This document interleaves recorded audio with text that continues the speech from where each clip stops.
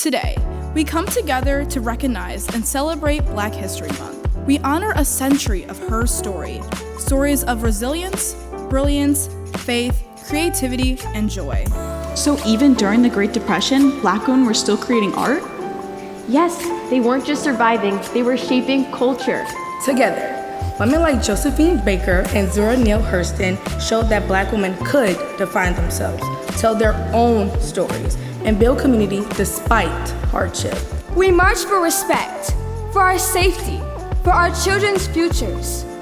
No cameras in my face, but I felt seen. Emmett, my son, my pride and joy. My son couldn't run, he couldn't hide, and I wasn't even there to hold him when he died. We'll make it a spectacle, we'll make the proof ineffable, force them to see the unethical. Open the casket.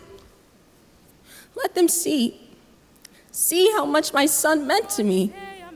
Our next performance is from the Queen herself, Aretha Franklin.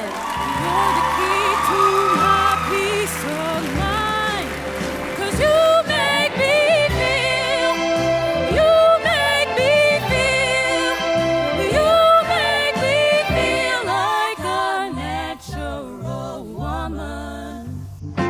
Where are the rest of the pages? Maybe we're supposed to write it. These actions of each decade have guided the path of humanity, and we are fortunate enough to bear witness to them.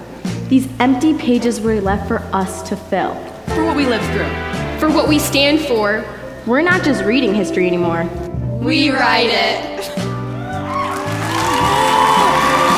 You make me feel, you make